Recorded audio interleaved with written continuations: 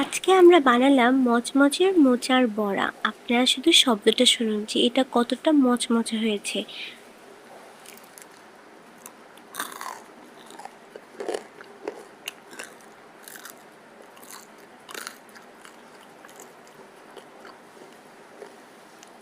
মোচার বড়া বানাতে পারে ঠিকই সবাই, কিন্তু সবারটা এরকম মচমচে আর ক্রাঞ্চি হয় না।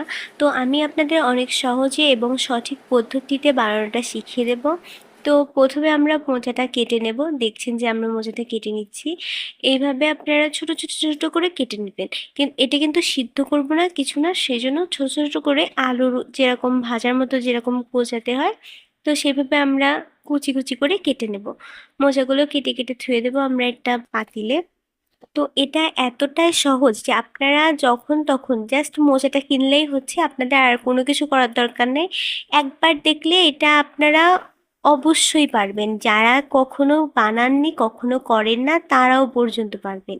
আর অবশ্যই মোচাটা টেস্ট করে নেবেন যে কাঁচা থাকা অবস্থায় যে মোচাটা তিতা আছে কিনা। যদি তিতা থাকে তাহলে ওই মোচাটা স্কিপ করে যাবেন, আর তিতা না থাকলে ওইটা দিয়ে বানাতে পারবেন। প্রথমে আপনার একটা পাত্রে যতটুকু মোচা নেবেন ততটুকু মোচা করে নেবেন, মানে উঠায় নেবেন। তারপরে চালের গুঁড়ো, অবশ্যই চালের গুঁড়ো দেওয়ার ব্যবস্থা করবেন, তাহলে মোচাটা আরও বেশি মচমচে হবে। তারপরে আমরা দিয়ে দিচ্ছি নারকেল কুচি। নারকেল কুচি পরিমাণ মতো দেবেন, যারা বেশি পছন্দ করেন বেশি পছন্দ করবেন। তারপরে পেঁয়াজ, তারপর হচ্ছে কুচনো কাঁচা মরিচ দিয়ে দিচ্ছি। তারপরে স্বাদ মতো লবণ।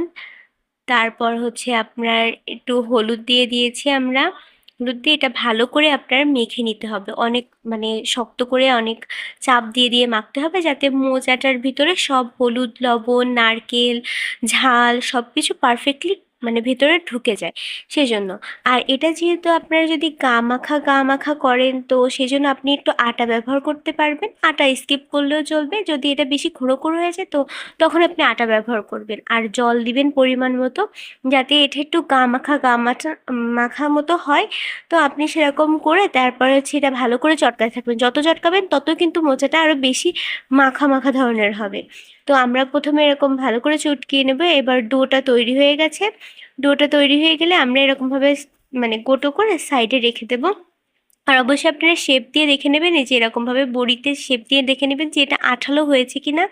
দেন আমরা একটা কড়াইতে তেল দিয়ে নিব। এবার কড়াইটা গরম হওয়া পর্যন্ত অবশ্যই আমরা অপেক্ষা করব, আর কড়াইয়ের চারিপাশ দিয়ে তেল লাগিয়ে নেব, যাতে বড়িটা লেগে না যায়। অনেক ক্ষেত্রে হয় যে বড়ি লেগে যায়, অনেক করে নাড়ানাড়ি করে আমরা বড়িটা তুলতে পারি না।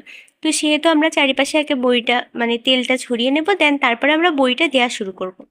এক এক করে আপনারা প্রথমে হাতে এরকম সাইজ করে নেবেন, দেন তারপরে বড়িগুলো দিয়ে নেবেন, যাতে আপনার বড়িগুলো দিতে অনেক সুবিধা হয়। তো প্রথমে তেল তেল যেখানে থাকবে আপনারা বড়িগুলো সেখানে দেওয়ারই চেষ্টা করবেন, যাতে লেগে না যায়। আর অবশ্যই লেগে গেলে বড়িটা কিন্তু অনেক খারাপ হয়ে যাবে। তো কাজে এইভাবে আস্তে আস্তে, তারপরে আপনারা হাই ফ্লেমে দিবেন, তারপরে মাঝারি ফ্লেমে দিয়ে আপনারা এটা উল্টে পাল্টে ভালোভাবে ভেজে নেবেন। অবশ্যই কিন্তু বড়াটা সময় নিয়ে ভাজতে হবে যদি আপনি মুচমুচে করতে চান। অবশ্যই এটা সময় নিয়ে ভাজবেন এবং মিডিয়াম ফ্লেমে দিয়ে দেন তারপরে ভাজাভাজি করবেন। তো যাতে এটা আর কি তাড়াতাড়ি পুড়ে না যায়, এবং ভিতরের যেই আপনার যে কাই ভাবটা থাকে, তো নরম নরম ভাবটা ওইটা যাতে মচমচে হয়ে যায়, তাহলেই কিন্তু বড়াটা অনেক মুচমুচে হবে। এবার আপনারা এভাবে আস্তে আস্তে যখন এটা দেখবেন যে এরকম বাদামি বাদামি কালার হয়ে গেছে গাগুলো, তখন এক একটা করে তুলে নেবেন। তুলে নিয়ে আপনারা সাইডে কি করবেন, সাইডে একটা থালে বা ইসে থুয়ে দেবেন। এটা কিন্তু গরম গরম হালকা মুচমুচে হবে, বাট এটা যখন ঠান্ডা হয়ে যাবে তখন অসম্ভব মুচমুচে হবে। আপনারা জাস্ট খেয়ে নিজের তুলনা নিজেই করবেন যে এত সুন্দর। আর এটা অনেক সহজ একটা রান্না, অনেক সহজ একটা রেসিপি।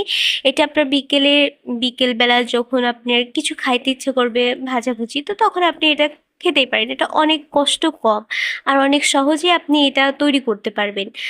অনেক ইজি একটা প্রসেস। তো আপনি এরকমভাবে সহজে নাড়াচাড়া করে নিয়ে দেন তারপর এক একটা করে উঠায় ফেলবেন। আমরাও প্লেটে সব উঠায় নিচ্ছি, আপনারা দেখতে পাচ্ছেন। তো আস্তে আস্তে আস্তে উঠায় নিয়েছি। এবার আপনারা, আমি যদি বলি এটা অসম্ভব স্বাদের ছিল এবং অসম্ভব টেস্টি। আমার মতে আপনাদের একবার না একবার এটা টেস্ট করা দরকার। আপনারা খেয়ে বুঝবেন যে এটা কতটা সুন্দর। আর অবশ্যই আপনারা টেস্ট করে কমেন্টে জানাবেন যে এটা কেমন হয়েছিল খেতে। অনেক সহজ, অনেক ছোট্ট একটা পদ্ধতিতে আপনাদের এটা শেয়ার করছি। ধন্যবাদ।